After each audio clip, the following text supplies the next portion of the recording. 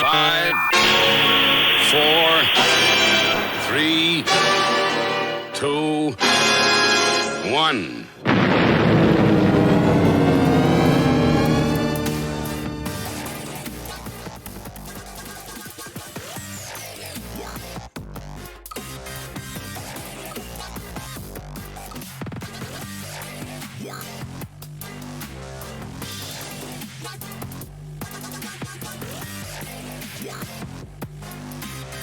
Alright, hello, willkommen, bienvenue, konnichiwa, ni hao, jambo, marhaba.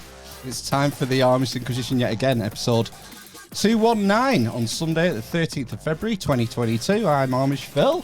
I'm Amish Ben. I'm Amish Matt. And we've got a special guest for you tonight. On the line we have Masonic historian, archaeologist, author, Dr. David Harrison. How you doing, David? Oh, else if I turn your fader up, sorry. How you doing, David? Very well, very well. Yeah. How are you? You all right? You good? Oh, yeah, not bad. It's been a hectic weekend, but this is my favourite part of the week, Sunday night, it's 8 o'clock. Yeah. And I've been looking forward to this one because it's such an interesting subject, Freemasonry.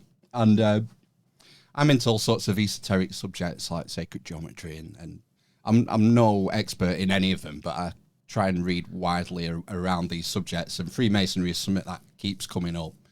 And I suppose it started with Freemasonry a few years ago. I read a book called The Hiram Key by Robert Lomas. Yeah, Lomas and Knight. Christopher, is it Stephen Knight? Christopher Knight? Robert Lomas and Christopher Knight. Yeah. And I just found it completely fascinating. And I guess the problem is for someone like me, it's very hard to sort of judge it. I mean, it's a really well-written book, a really interesting narrative. It was obviously very well researched. But, you know, as a layperson, it's very hard for someone like me to sort of evaluate it and sort of weigh it up against other things. And it just raises these sort of questions about Freemasonry, how far it goes back, you know, how solid of a timeline do we have? I mean, what's your view? How far do you think Freemasonry goes back? Well, this is where it gets complicated because Freemasonry works on different levels, and there's different types of Freemasonry. So I always say that the truth is far better than the conspiracy theories, really. But in regards to the history of it, we're looking at the 1500s, and what we call speculative Freemasonry, which is what Freemasonry is today, is where it's more symbolic. So the teachings are more symbolic, as opposed to the operative Freemasons that built the cathedrals and the churches in the medieval period. They had lodges, so they kind of toured around wherever the work was, you know, York or wherever, you know, down into Chester, wherever, you know, doing cathedrals, building cathedrals and churches, and they form lodges.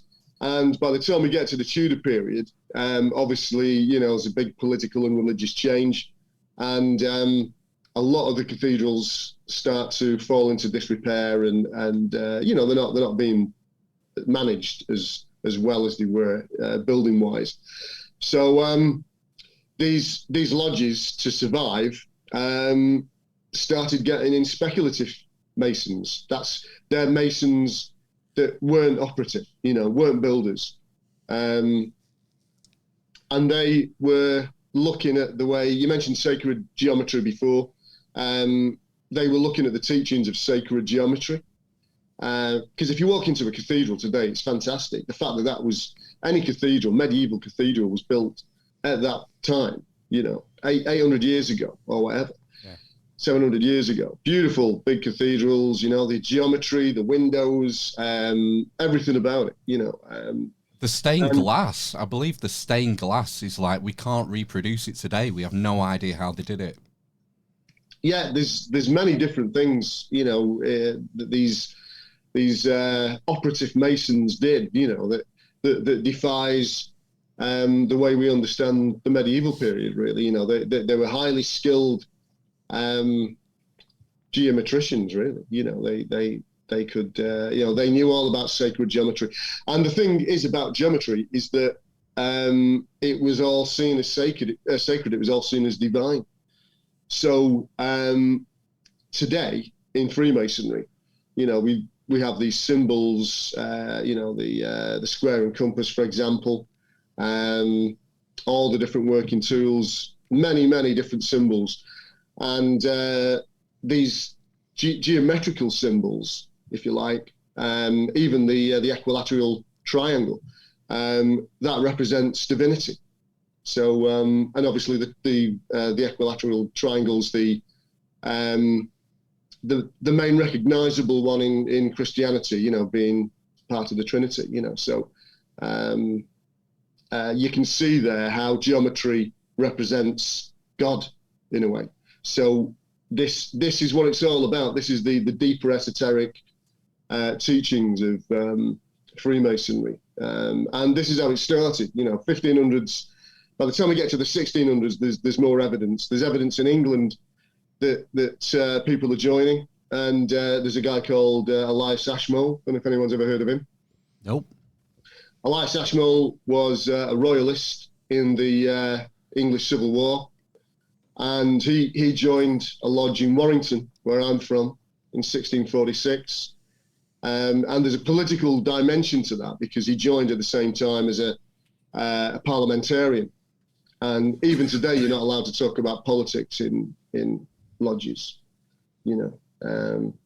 So there's many different levels to it, the teachings, the esoteric teachings, the management of it, just the whole essence of it, really. As far as you're talking about, one of the things that interests me is that we've got the speculative masonry starting in sort of after the medieval period, and then we have the operative masons who were building these amazing places like Chartres Cathedral, Notre Dame. There's a few famous ones in France. There's also an alchemical element, particularly with Chartres Cathedral. So I'm wondering if there's something being transmitted from an earlier age that the Masons incorporated into their architecture.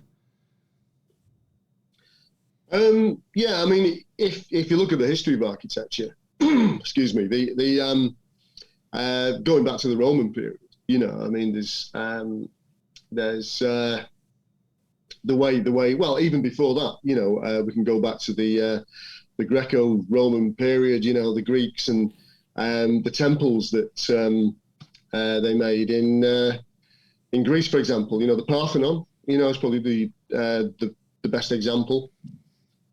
They have a certain kind of dimension, that they're using, the measurements, and this is where we come back to the sacred divine cubit, or the sacred measurement. The golden ratio, is that the same thing? Sorry, the golden ratio, is that the same deal? Yeah, I mean, it's all very similar. Yeah, I mean, it's all to do with the ratios, the Euclid's problem, and all of this kind of stuff. Again, it's like mathematics, geometry, and this is all seen as sacred. So, and you can see it in the old temples, that sense of divinity in the old temples. The Parthenon is probably the best known example in Athens. But I mean, there's many more, and this also takes us back to Solomon's temple. And this is really the linchpin, if you like, of Freemasonry, the building of Solomon's temple, because you have that divine cubit, that sacred measurement that was given by God to Solomon. And so basically with Solomon's temple, you're looking at a slice of the universe. The dimensions of it represent the universe.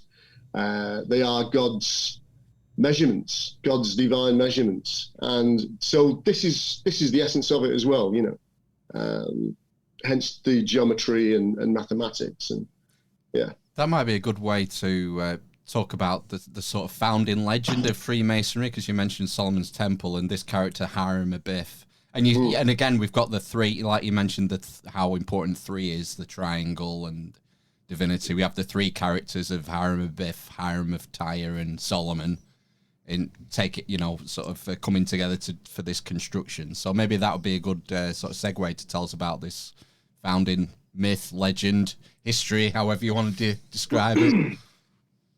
Well, the Hiram Abiff legend. Yeah. Well, it is what it is. It's just a Masonic legend, really. And this kind of appeared in the 1720s. Right. So relatively recently, then. Oh yeah. It's all recent, really. In regards to the historical kind of aspects of it. But basically, that is the essence of what became known as the 3rd degree. And before that, there was only 2 degrees in Freemasonry. So, it was just apprentice and fellowcraft, and that's it. And then this 3rd degree appeared in the 1720s, and that was actually what my PhD was about, just looking at that, examining how these themes developed, So it's all quite modern, yeah. And again, it's all wrapped up in natural philosophy, which was big at the time. Isaac Newton, for example, he was looking into Solomon's Temple, the dimensions of it. He was alchemist as well. Yeah, he was. I've got a frog in my throat, I'll be coughing all the way through this. Yeah. A lot of people, back end of the cold, but yeah. When they hear Isaac Newton, they think about the apple falling from the tree, but they don't realise that he was very much involved in esoteric research and a lot of these subjects. Oh yeah, that's right. He had this other dimension to him where he was spending a lot of time looking for the code, to crack the code of Solomon's Temple, and he actually designed his own temple. There's a manuscript where he's got his own temple there, and he's researching the dimensions of it, and alchemy as well. Yeah, I mean, he was messing about with all kinds of things, really. It's a bit of a polymath in that way, I would think. It raises interesting questions about, because I'm guessing these dimensions or this sacred measurement, that this is derived from the Old Testament account, I guess. Yeah, that's it. Yeah, which goes back, at least probably 600 BC at least, I guess. Yeah, I mean, the Old Testament, it's all in there, really. Again, you've got all these prophets. they were talking to God, like Moses, Ishmael. Who else have you got? Abraham. Ezekiel. All these people were kind of in touch with God. They were speaking to God. So God was basically feeding them information, on how to live their lives, basically. So yeah, and this is how this divine measurement came across. Because God apparently told Solomon the dimensions of his temple. So. It's just a shame, I'm guessing, archaeologically, there's nothing left, is there, since, it would have been the Babylonians, Nebuchadnezzar, who sacked Solomon's temple, so there's very little left, probably, apart from... Is there any sort of foundations or anything left? So, any way of getting an idea of comparing the biblical account with something tangible? Well, I mean, there's the Wailing Wall that's left there. I think that belongs to a later. That was Herod's temple, wasn't it? Yeah. But there are some archaeological journals that have they've done digs on certain temples, Jewish temples at the time, and the measurements all seem to be relative. So there's evidence there to suggest that there was a certain measurement in the construction of these temples, So that's an interesting little twist on it, really. I mean, I've heard people argue that these sort of ratios are incorporated in the Great Pyramid, in the architecture of that building, which, predates Solomon's Temple by 1,500 years. And, I don't know if that's true. I've never been with my tape measure to verify it, but I don't know. Oh, yeah. I mean, it's a pyramid. So, it's got these perfect dimensions to make it a pyramid, I mean, there are some dodgy looking pyramids there as well. I mean, there's a couple of hundred of these like dodgy looking pyramids that are a bit wonky. But yeah, those particular pyramids that you're talking about, the Great Pyramid, and they're just perfect pyramids, really. So seems to be a lot of stuff going on with the Great Pyramid regarding squaring of the circle and ratio. Randall Carlson, on one of his famous lectures, says that it's sort of like a scale model of the northern hemisphere. That the relationship between the width and the height is the same as the equatorial width of the Earth and the distance between the North Pole and the equator, accounting for the 26-mile bulge, because it's not a perfect circle, the Earth. I mean, it's just wild. It's just really hard to verify these things, isn't it? Just the 432,000. Oh, yeah, well, this sort of sacred number system, with 72 and 432 and 26,000. I can't remember what it is, but the number of years in a precessional cycle, the precession of the equinoxes. People believe that these numbers are all encoded in this architecture, like the pyramid and Solomon's Temple and whatnot. Oh, yeah. I mean, this is where you get the sacred geometry from. It's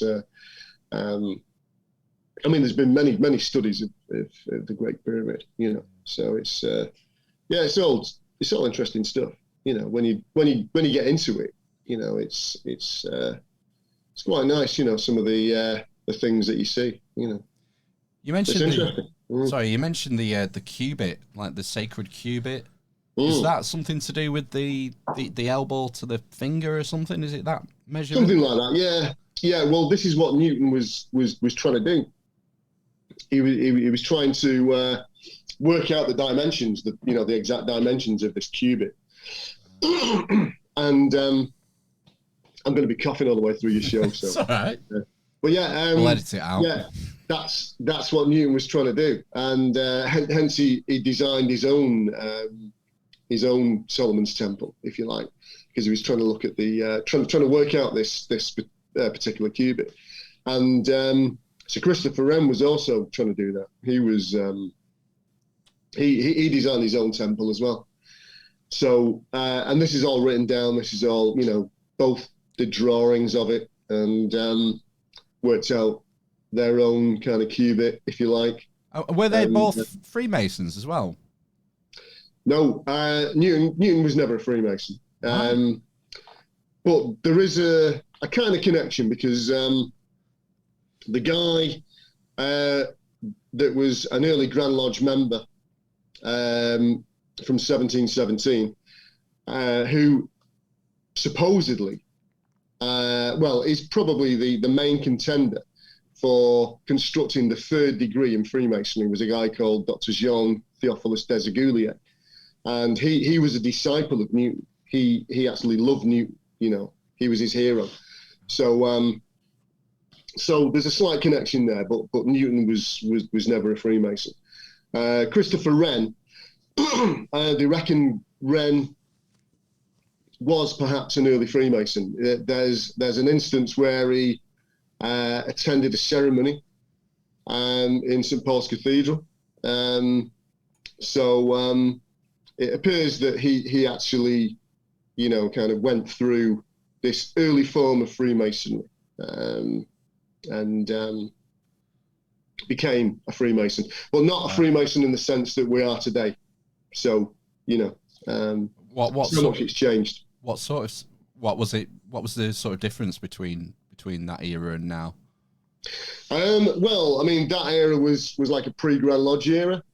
So now we're in a Grand Lodge era, if you know what I mean. We have a Grand Lodge in England, United Grand Lodge it's called. and that's based in London, and they basically manage Freemason in England. So in England and Wales. Right, so it was more sort of fragmented then, was it, in the 18th century? There wasn't sort of this hierarchical. That's right. Now you've got the hierarchical system. Yeah, right. Yeah. Now you've got Grand Lodge, you've got Provincial Grand Lodge, and then you've got all the other lodges that are scattered in that particular province. So yeah, it's different now. Back in Christopher Wren's day and Elias Ashmole's day, there was none of that. It was more like a freewheeling kind of, let's set up a lodge tonight, lads. That kind of thing. It appears to be more like that.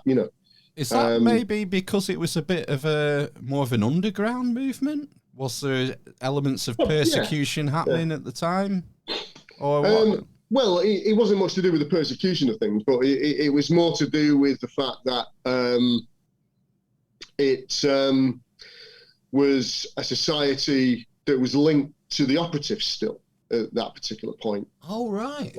Like for example, when Elias Ashmole joined the lodge in Warrington, there was one operative in that lodge, and we know he's an operative because he left the will, and he was an operative Freemason, and he had his tools, in the will. He was leaving the tools, so the working tools, So, and I did some research where he was part of an operative Masonic community that was based in Lymm, in Cheshire. It's a little village in Cheshire, and so there were many Freemasons in Lymm at that particular time. This is the late 1600s, mid to late 1600s. So there was a community there, like an operative community, which is interesting. So, and we know that because they left wills, basically, and they left the working tools, and that was their given occupation. Oh. So yeah, there's a crossover still going on at that point. I'm just trying to think, like, when the sort of cathedral building era ended, and I guess that's where it sort Tudor of stopped. Period, really. Yeah, this is where it sort of dropped off, and there was less call, less need for because it was an explosion, wasn't it, of cathedral building across Europe? Oh yeah, that's right. The bigger the better. Yeah, there was so much money pumped into the building of these cathedrals, and not just the building of them. It was the maintenance of them. Even today, they cost millions to maintain. They're always, if you go into Chester Cathedral, for example, or wherever, Worcestershire Cathedral, Worcester Cathedral, Gloucester, they're always kind of, there's always a charity thing going on, like an upkeep of the cathedral. They cost millions to maintain. So it wasn't just the building of them, it was the maintenance of them. And as well, sometimes they were expanded, So, by the time we get to the Tudor period, with the Henry VIII coming along and divorcing, his first wife, and suddenly, England, Britain, slowly becomes Protestant country, and from there on, these cathedrals are not maintained as well, and there's no new cathedral building until St Paul's Cathedral with Christopher Wren in the later 1600s after the fire of London. Right. So I'm guessing like the turmoil of the Reformation and all this period must have had a huge impact. I'm guessing because would some of the early cathedrals have been maybe 11th, 12th century, maybe? Would they have been? I'm guessing they would have been Catholic then, Universal Church. Yeah, that's right. And then once you get into the 14th century, the Reformation, that must have just flipped things on its head, I guess. And well, yeah, there were abbeys as well. There were all these abbeys, right. And these abbeys were suddenly the property of the king. Who swiftly sold them off for a bit of cash. The best example near me is Norton Priory, which is near Runcorn, and that was, as the name suggests, a priory. And when you get to the Reformation, The land gets confiscated by the king. All the monks there, the abbots, have to leave. They're gone, dismissed, and the king sells the land to a local family, and so you can see all these abbeys and priories that were maintained suddenly just kind of turned over. Yeah, and the dissolution of the monasteries. Yeah, that's right. So a lot of masons, operative masons, were out of a job. Really, there was nothing to do except maintain the odd church or whatever. Like Fred Dibner. Yeah, that's it. If you can climb a steeple, you got the job. Yeah. Rather than me. Yeah. We're in Preston, and we have St. Walburg's here, which is, I think it's about 400 feet, the steeple. Tallest, is it? Oh yeah. It's the tallest parish church in the UK, I think. Yeah, I think so. And Fred Dibner did some work on it famously. Did he? Do you not remember the ladders going up? He had these bright red ladders, and he had a set of ladders going right up to the top when he was doing some work. And he wrapped up and said, whoever wants me ladders, just go and get them. And they stayed there for years because he was just mad to watch the way he would. Yeah. Oh yeah. He was right up. Yeah, he was all the way up. Yeah, it was great. Yeah. I mean, these operative masons who were working on Chartres and Notre Dame and buildings like Walburg's, I mean, the mortality rate must have been pretty frightening working at those sort of heights with none of the, health and safety stuff. Yeah. I mean, they were they were highly skilled guys. There were guys that probably worked all their life on one building, on one cathedral, maybe. Because it would have been 30, 40 years work. Yeah, some of them took generations, didn't they, to build? Yeah, that's it. And the sons continued after them. And I mean, if you look at Liverpool Cathedral, for example, which is a modern cathedral, the Anglican cathedral, I think that was started round about. I'm working off memory here, so round about 1900 or something, or somewhere around there, and it only really was complete in the 1950s. Wow. So that's a modern cathedral, Yeah. It's takes a long time, really. So I guess there's no sort of operative masons still around. I mean, you. Oh yeah. Okay. I went to York. Sorry, I went to York a couple of years ago, and they had a little hut set up. Yes, outside the Minster. That's a lodge. Yeah. Right. Really? That's a lodge. Yeah.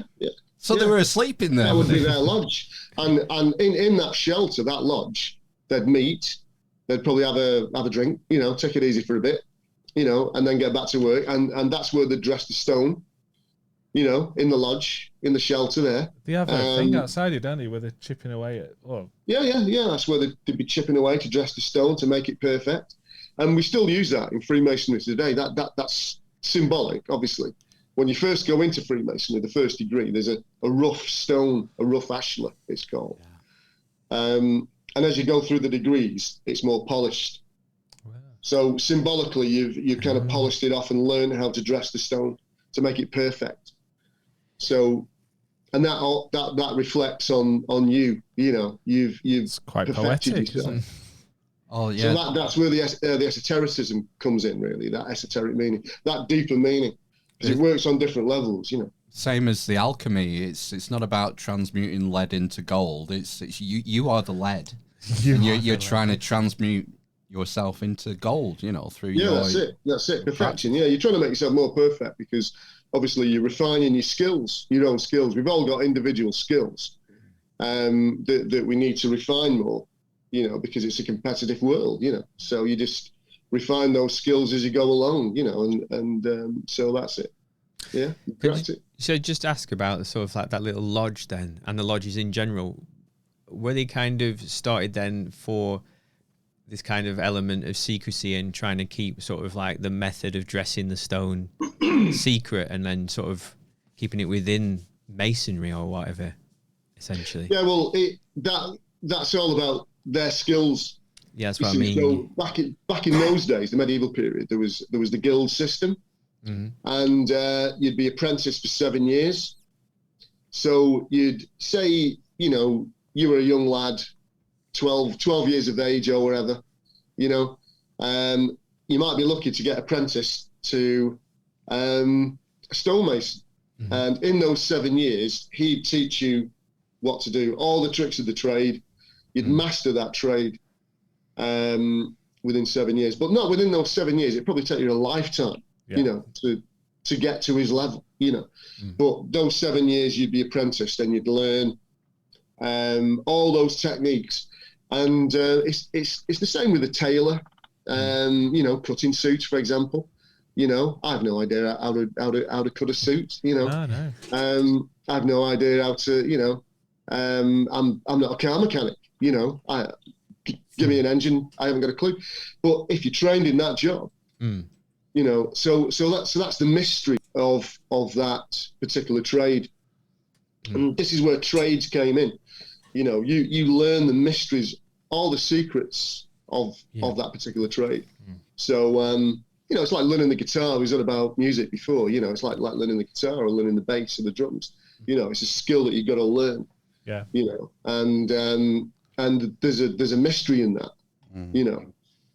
So you learn all the tricks of those of that trade, and so that's where the secrets come in, really. Yeah. Because you get these unskilled builders who are like jack of all trades. This is where the saying comes in, jack of all trades. You don't really know the full mystery of that particular trade, but you roughly can wing it. So there's people like that in the medieval period. Rough builders that could do something in that respect. It's like joinery, carpentry. I mean, fantastic skill. And then in the olden days you'd be learning that for 7 years, a 7-year apprenticeship. So you'd learn the mysteries of that particular trade. So that's where the secret comes in, the mysteries of the craft. Yeah, and this goes back again to the foundation myth in that. Well, I'll try and not relate it, but this Hiram Abiff, who's like the chief architect of Solomon's Temple, so a couple of ruffians, 3 ruffians come up and say, "We want to know the secret of, what are the secrets for this, being a master mason?" And he refuses to tell them. It's like the lesson is there are no shortcuts. You got to work this out for yourself. And he's murdered in the legend, and then the secret is lost. But, maybe he told Solomon, or Hiram of Tyre. Who knows? But yeah, well, that's it. They were trying to take a shortcut from that 7-year apprenticeship. You see. Yeah. So that's basically it. So were there other societies associated with other trades then? I know obviously masonry. Oh yeah, there were other societies. Yeah, I mean there was the Carbonari, who were more to do with the wood burners. Right. I don't know if you've ever heard of this particular group. I had it for me tea. Yeah, the Carbonari. Yeah. Well, they became a revolutionary group in Italy and France in the 18th century and the early 19th century. And Lord Byron became a member of the Carbonari. So there's many other kind of groups like that, there's a myriad of different societies. So I wonder what's the difference between, because I think for me anyway, like Freemasonry is the only one really that I've kind of heard of. How come it kind of really took off, I guess, and there's so many lodges? Because I know, there's a lodge in Preston here where we live. There's loads in Blackpool where I work and sort of along the Foul Coast. So, and in America, I mean, it went massive in America. So America, I was just wondering, good market. Yeah. Why did it kind of take off like that? Why is it got so popular or whatever? Well, I think with Freemasonry, it was it established itself as a Grand Lodge in 1717. That date's debated now. Could be 1721, but I always go for the 1717 date. They organised themselves in a well professional structure. Really, right. They soon had provincial Grand Lodges, which covered the counties of England and Wales. So very kind of structured society. And apart from that, they started developing other degrees, like another further degree system. So by the time we get to the 1730s, 40s, you get the Royal Arch, then you get the Knights Templar, then you get a myriad of other different degrees, higher degrees. And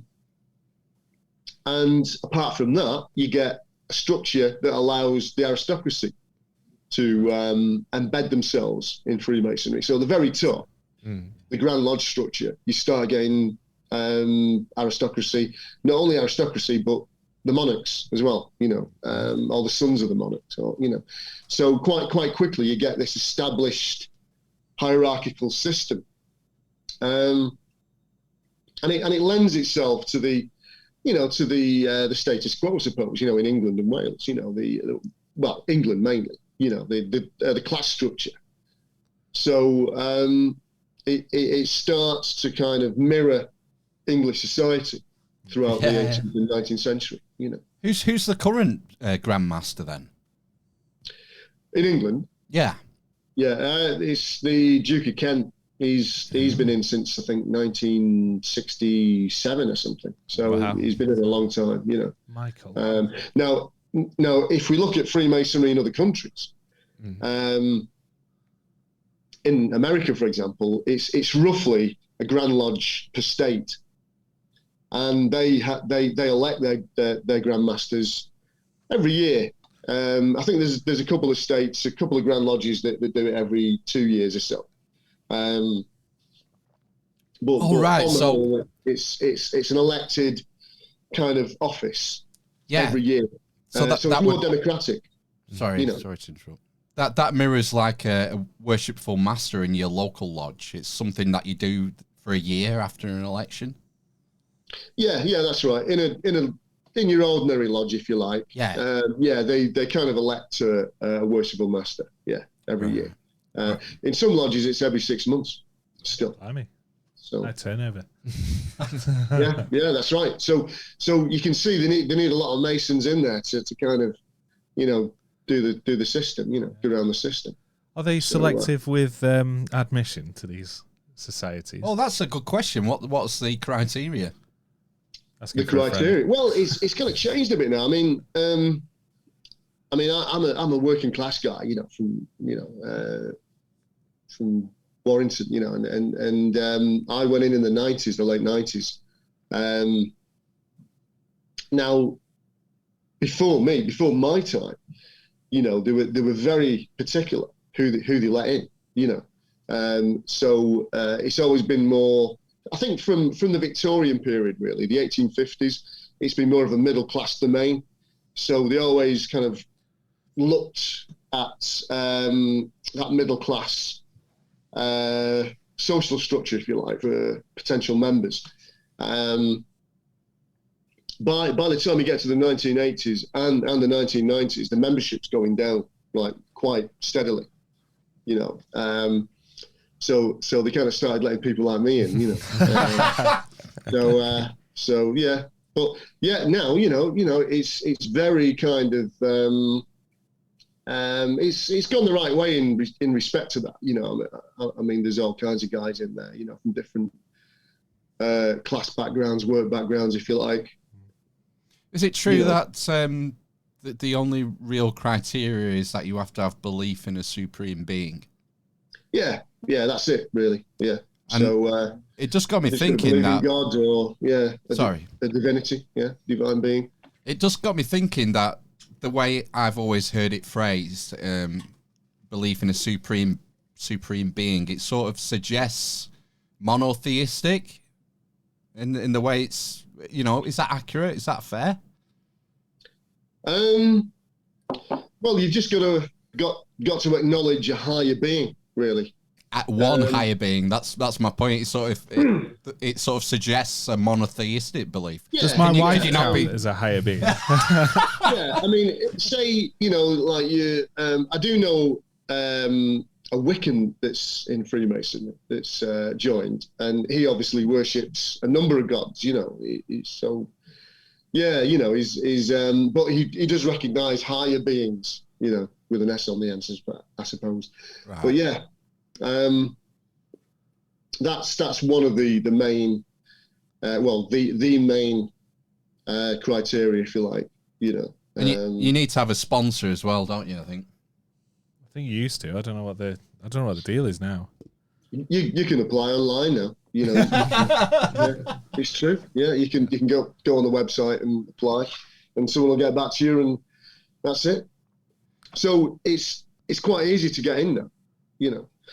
I mean, I can remember in the 80s, 70s, when I was growing up, and I mean, to be a Freemason, you had to be it was the domain of the middle class. He was either a police officer or he was a lawyer or a businessman or something like that. One trouser leg rolled up.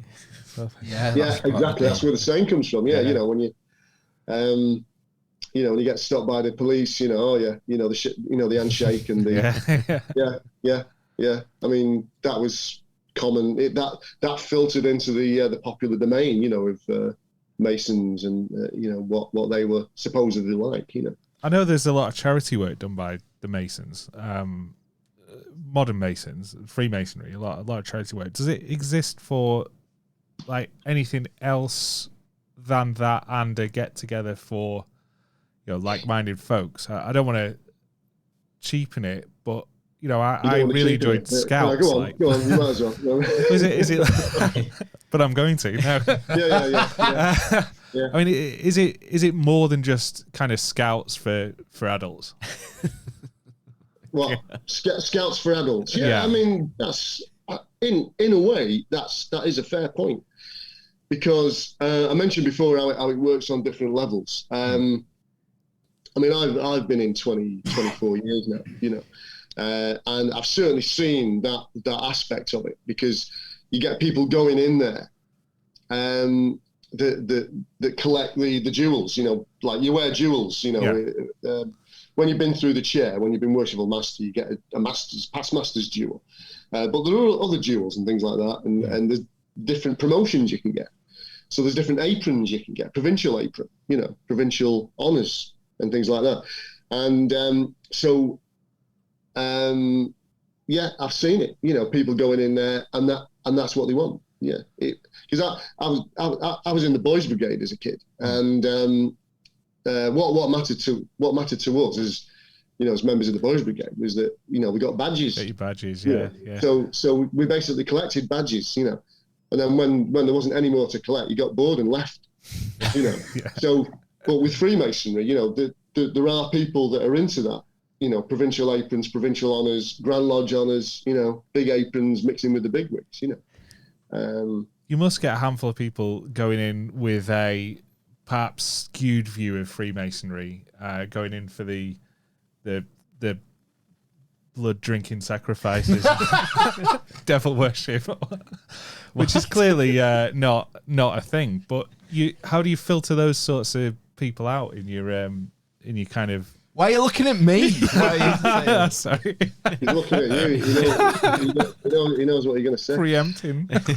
Yeah, well, I mean, the esoteric part. Now, this is where we come to the esoteric part. This is where we look at the more deeper aspects of Freemasonry, the symbolic aspects, and there are Freemasons that are really into that look at the deeper, more spiritual aspects of it. Now, that stuff that you mentioned about the sacrifices and all this kind of stuff, I mean, that obviously doesn't happen. Yeah. It's main that is the public view of this is what these QAnon guys think that Freemasons do, and this is part of the reason why some of these Masonic orders are being burnt and things, you know, in Canada and the United States and stuff, you know. So people like that, you know, hate Freemasons anyway.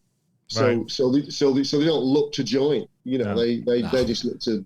No, they use it as a weapon against Freemasonry, I guess. Yeah. I mean, it's all kind of wrapped up in that kind of conspiracy stuff, and it's sadly quite a popular conception, really. You know, of Freemasonry. And really. it's not as though Freemasons are trying to, you know, enhance that view from outside. You guys open your lodges to the public, and like I say, there's a lot of charity work that's done. Fantastic, but it still work. remains that it's not working. I think it's a natural. They're finding it hard, I think, to combat that stuff because it's so powerful. I think recently, you know, because of the political situation of America and us since, well, past 5 or 6 years, you know, straying into politics now, you know, the Brexit stuff and the Trump stuff and the populism stuff and the QAnon things and the way that people see Freemasonry as being part of this kind of government conspiracy and all this kind of stuff. It is quite a strong image, you know, and it's going to be very, very hard to shake.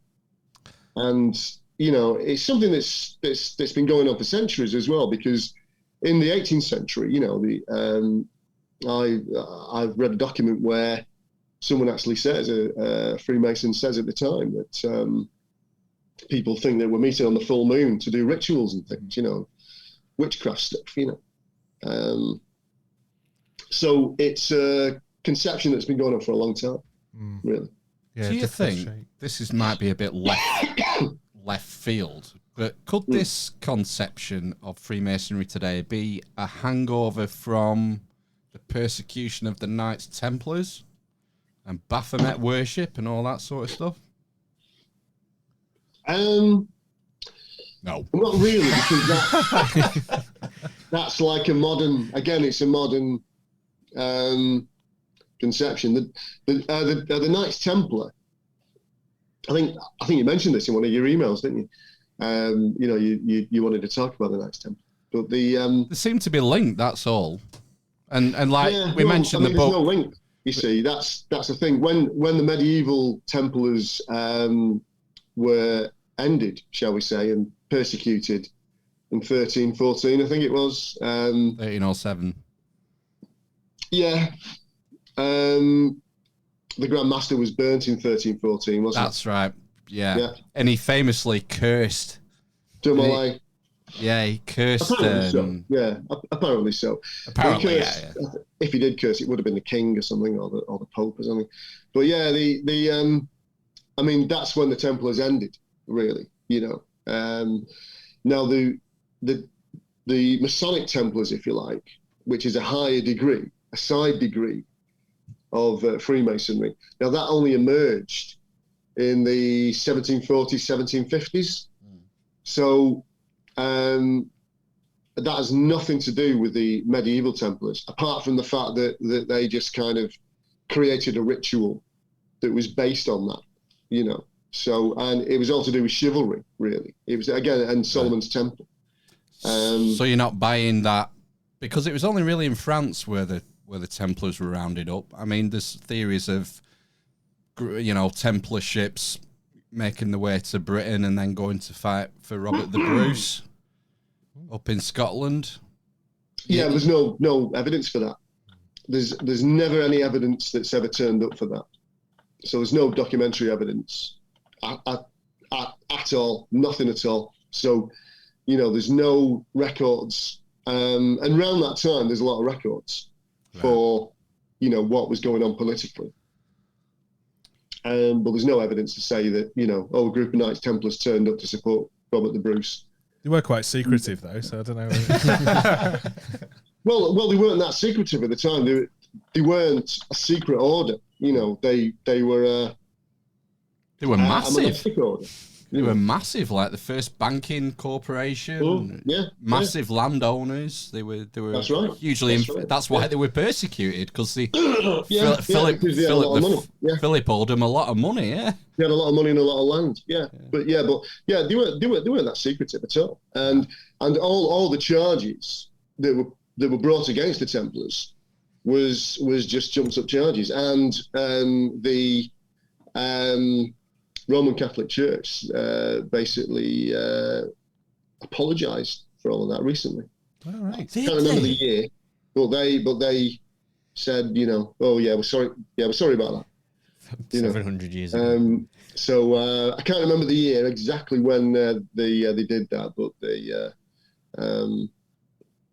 That's a start. So yeah, it was basically quite a lot to apologise for. against the Knights Templar Order, you know.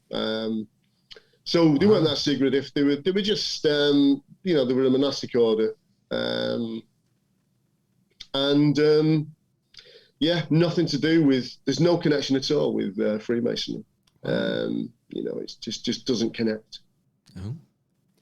And I mean, they weren't the only chivalric order. What about the Hospitallers and I mean, St. John's Ambulance is directly traced back to the Knights of the Hospital. Many religious orders like that, you know.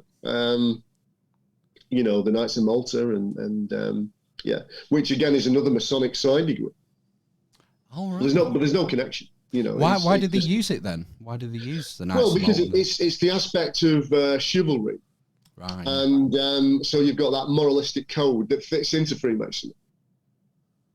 And apart from that, you've got the charity basis of it as well, and the fact that these monastic orders, these religious orders at the time, the majority of them went on crusade, so they were there in Jerusalem, where the Temple Mount is, which was the site of Solomon's Temple. So there's this kind of loose connection that was brought in to make the rituals, the Masonic story, stretch out a bit more. Yeah, it's very sort of rich, isn't it? And especially when you start getting into this symbolism.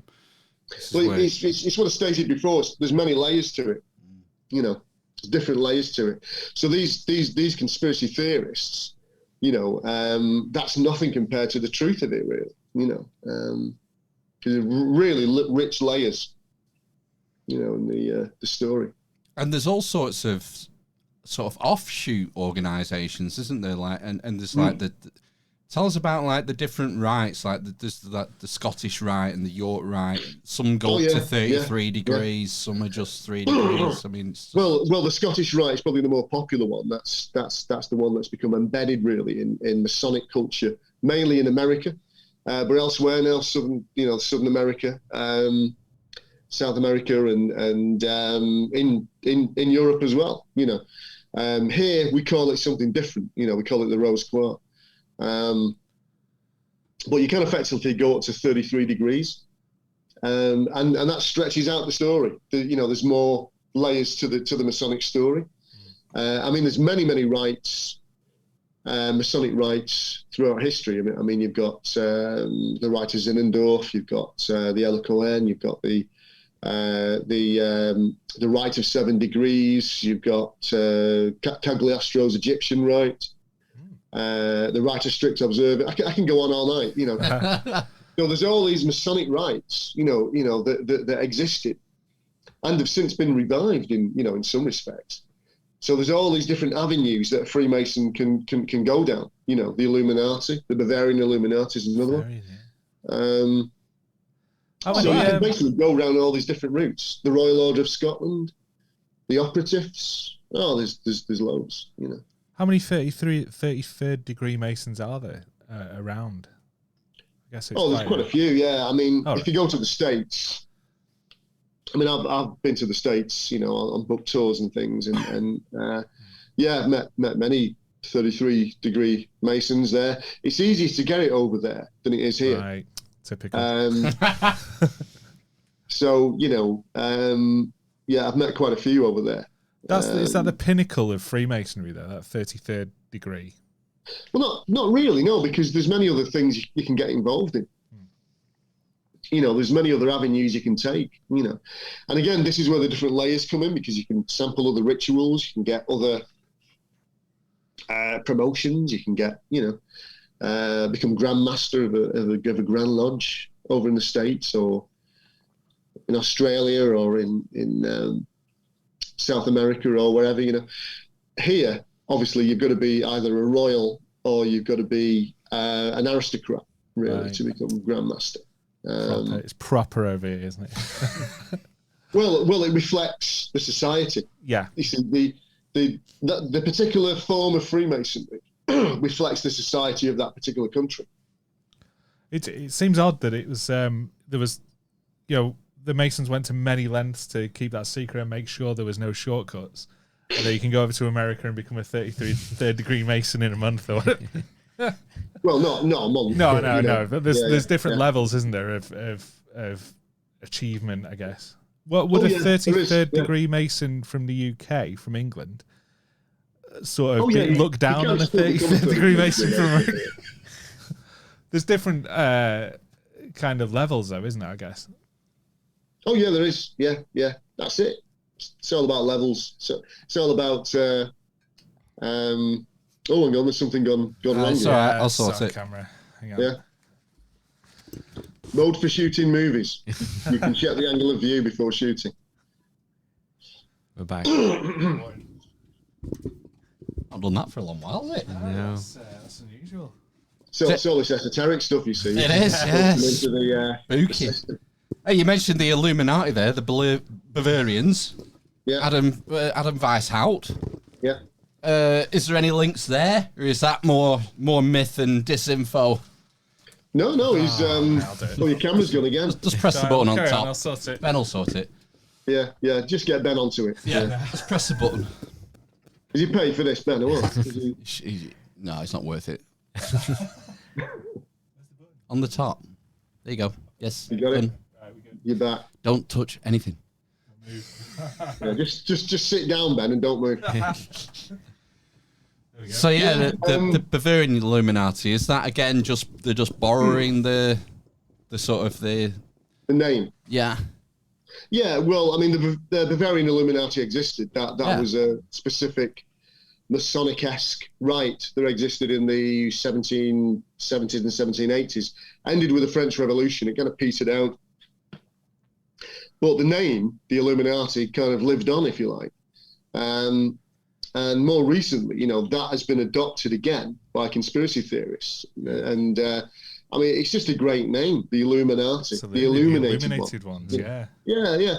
It's fantastic. So, I mean, you can understand why they've pinched that and inserted that into their conspiracy stories, and it's fantastic.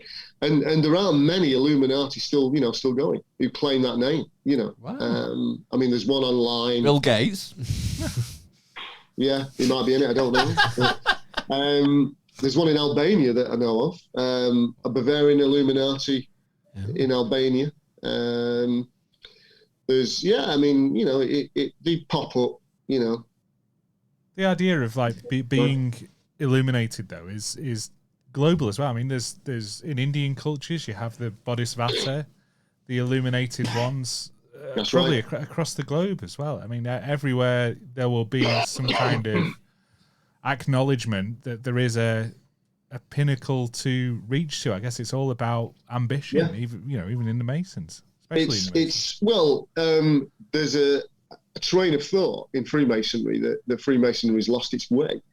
The more esoteric Freemasons think that at the end of all these teachings, the very end goal of a Freemason should be to commune with God, to actually experience cosmic consciousness and to become one with the divine. We know a guy who might have a shortcut. Hence, going back to that question about when people join, do you believe in a supreme being? So yeah, you know, there's as I mentioned, many different layers. But yeah, you're right with that. The Eastern philosophies, you know, that kind of thing. There's a lot of occult revivalists in the 19th century that were Freemasons. Probably one of the famous ones was Aleister Crowley. You probably heard of him. Blavatsky and all those guys. Yeah. And Crowley obviously developed what became known as the OTO. Some of you might be familiar with that, sex magic and stuff like that. But he pinched a lot of stuff from Freemasonry and kind of merged it into his new order, you know, his OTO order. And so, yeah, it's kind of influenced many in that respect, you know, and so there's various different channels that have gone down, you know. I mean, it's easy to see why, you know, the conspiracy theorists will, you mentioned, what was it, devil worshipping and stuff like that, because when you have figures like Crowley associated with Freemasonry and then started his own, was it the Mizraim or something? Am I getting that? Memphis Mizraim, yeah. Well, he joined Memphis Mizraim. He was already going, was it? And he joined. He joined it. Right. That's where he took most of his ideas from in relation to the OTO. He basically, well, not all the ideas, but a lot of the ideas kind of got taken from that and put in his own little formula. Right. Yeah. So, but Crowley wasn't really, well, he wasn't a devil worshipper. He was a magician. You know, he was a guy that got heavily involved in magic, sex magic as well, and kind of forged a career from it, really, you know. Yeah, I mean, he dabbled in many different kind of magical experiences, you know, magic kind of pathways, shall we say? But yeah, he wasn't there, you know. So is there no sort of magical element to modern Freemasonry? Paul Daniels might have been a Freemason. Paul Daniels, yeah. Was he? Yeah.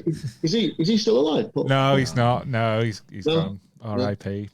Paul Daniels, he was great in the 1970s. He was like one of you turned on your TV in the 1970s. Paul Daniels was always on. Just like that. Yeah, that's Tommy Cooper. That's Tommy Cooper. That he's getting them mixed up. Same thing. You'll like this. Not a lot. That's Paul Daniels. That was yeah. That's Paul Daniels. Bit, yeah. Debbie McGee. What was the original question? You sorry, yeah. Going on a Paul Daniels trip there. Yeah. Sorry. Yeah. It's fine. We've blown over an hour already, David. We haven't even talked about your books. Am I getting paid for this? No. No. Oh wait. I was looking. I did a live stream last night, just doing my prep. I like doing the show notes and stuff. I went on your website, and this like epic Hollywood trailer came on for your book. Oh yeah. Check it out. I mean the website. If you you're watching, opened your show with that. I should have done, yeah. But yeah. If not, just go to the website. It's on the screen or in the show notes. So, I mean, what you're working on at the minute? Or have you got a new book coming out, or are you writing, researching? What are you on with? Well, I've just had a book out in November called The Rite of 7 Degrees, which is what I mentioned before about one of these more esoteric Masonic rites of the 18th century. And that's doing really well at the moment. That's with Lewis Masonic. And that's basically delving into the history of this particular rite, the guy that was behind it. And for the first time, it actually gives the ritual in the book. So is that allowed? Translated from the French. Oh, right. From the 18th century French. So, yeah, it's allowed because it's effectively a dead rite. Uh-huh. So, but it's a very esoteric rite. It's got a lot of stuff in there about the Knights Templars, all manner of things. That it's great. Cool. It's fantastic. Yeah. And are your books are they fairly accessible to someone like me who's not in the game? I mean, they're done in an academic way because I want to present the facts. I only present the evidence really. So they've got footnotes. It's done in like a kind of soft academic style really. So you can read it. But if you want to look further, the evidence is in the footnotes, and you can just take off on your own little research then, you know. So yeah, it's very kind of approachable. But I've done many books really over the past like 15 years or so. My favourite book that I wrote, because normally as a writer, you don't like your books, you know, because when you read them, if you do ever start reading your books, you always see all these little mistakes and oh no, you know. So writers don't really like the books, but there is one book that is my personal favourite, and that's a book called The Liverpool Masonic Rebellion and the Wigan Grand Lodge, while we're in Lancashire. Yeah, Right. yeah. Local Wigan interest. had its own Grand Lodge in the 19th century. They split from the United Grand Lodge of England and formed their own Grand Lodge, and it ended up in Wigan. And it was only in 1913 that they kind of called it a day. And that's a great book. I really enjoyed researching that book because it was very local, and the research to it was I was meeting people in pubs and things, you know, that had documents and stuff like this. It's my kind of research. Yeah, that sounds Oh, it was great. It was great. Yeah. So yeah, you know, go on the website, which, you know, Yeah, it's on the screen now for the viewers, and we'll put it in the show notes as well for the listeners. Yeah. check it out. Yeah, and there's links there to where you can get my books. They're all on Amazon. On Amazon, So, great. We'll put your author page in the show notes or something, and the They're all website. there, yeah. One thing that's just sprung to mind to ask you is when you're researching, because they're quite specialised books, like you mentioned that one about the Wigan Revolt, if you like, the new Grand Lodge. Yeah. I mean, as a member, does Freemasonry have like a library or an archive? Yeah. Oh, yeah. And is that accessible? There's a fantastic archive library in the United Grand Lodge in London. But do you have to be a member to get access? No, not really. No, it's all open to the public. You can get a phone up, whatever, shoot an email, go in. Oh, cool. Yeah. So they have archives that they've maintained over the decades and centuries that are sort of separate from, the British Museum or other archives, sort of independently. Yeah. Well, they did have an element of secrecy up until recently, really. I mean, probably the 80s, 90s, So, but now, the doors are open. It's public access. It's, it's good. A lot of the provincial Grand Lodges have also got libraries. They're a bit more harder to get into. Right. From past experience. But yeah, you can still get in there and check them out, Cool. Yeah, it's good. Right. Well, we'll let you go, David. It's been fascinating. I've really enjoyed this one. It's it's a good one of my favourite esoteric sort of subjects. Side quests, side subjects to learn about. So it's been fab. Yeah. We'll let you go. Just to be on. Yeah, you're more than welcome. It's nice to meet you, and say hi to Robbie next time you see him. Yeah. Oh yeah. I was going to say it's a bit like out of the blank, but with Lancashire accents. Yeah. Out at blank. Yeah. All right, well, David, stay on the line for us while we play ourselves out for 1 minute, and we'll catch the rest of you on the flip side for part 2 once we've had a short interval. Yep. All right, smash him. See you soon. Ta-ra.